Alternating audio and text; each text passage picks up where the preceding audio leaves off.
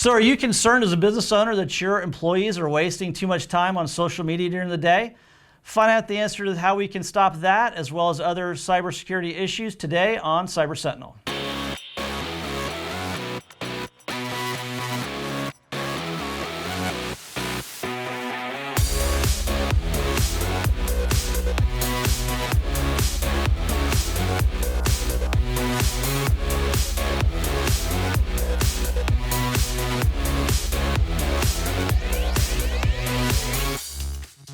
Welcome to Cyber Sentinel. I'm Alan Adcock. I'm CEO of ASC Group here in Atlanta. And on this episode, we're going to talk about some more ways to keep your data safe and defend your corporate network. We want to hear more questions from you, so find us on social media at #CyberSentinel, and we'll get those questions answered. Are there steps I should take before using public Wi-Fi? So public Wi-Fi comes up a lot. We've talked before about making sure you're connected to a legitimate public access point. Other things to consider, the PC or Mac that you're using, is that encrypted? Are you using proper password controls on that device?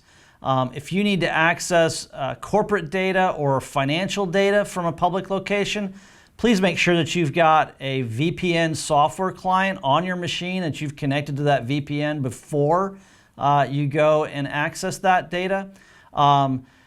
Things like personal email and things like that, probably not a big deal. Corporate mail, always assume that corporate mail, someone's going to read that. So that, again, you might want to be connected to a VPN before accessing that. Make sure that you've got good malware protection on there, your antivirus is up to date. All those general good machine hygiene items before using public Wi-Fi. Should business owners limit employee access to personal software on company computers? We get this question a lot about how strict should a business owner be about allowing users to access personal information, personal applications on company equipment. This is an interesting question.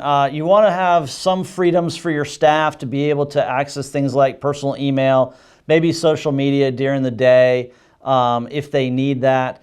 But you also got to be careful in that you don't have your end users installing software on those machines. Because as we said before, once the software is installed, somebody's got to be responsible for it and make sure it's all up to date. You can also have that machine compromised through malicious websites, malicious ads that are delivered via those public or social media sites. And you definitely don't want to introduce threats into your network. Sometimes it can also become a, let's call it a productivity issue, in that people are spending too much time working on their personal social media stuff during the workday. So your network should be able to limit that. We do that typically through the firewall, where we can turn off access to certain sites on the social media or file sharing type of sites that we don't want to access. Or we can limit that to times of the day. So say at lunchtime, we can turn that on, allow them to be able to get caught up on things like that over lunch, but then turn it back off for the afternoon and get some work done. Should I update apps on my computer every time the notification bubble pops up?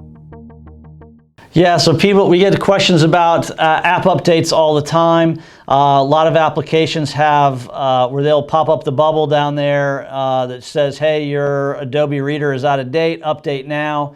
Well, that takes a lot of time to keep all those up to date.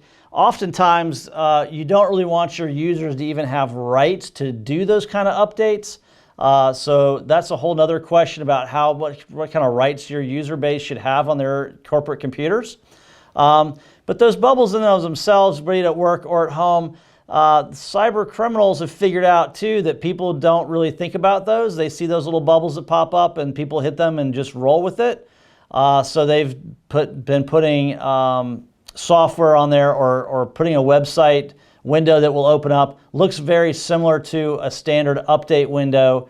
Once you click on that, it'll give you some kind of an error that says, hey, the update didn't work properly, we'll try again later, something like that. What's really happened is when you say okay to that, now they've got your machine. They've used that as an access point through an infected website to get you.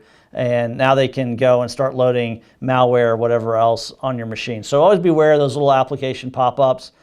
We like to use automation to do all those third-party updates, and we can help you with that, show you how that's done for your corporate network. So thank you for your questions. That's all we've got today for this episode of Cyber Sentinel. If you have questions that you want us to cover, please find us on social media at #CyberSentinel, and always defend your data and keep your corporate network safe.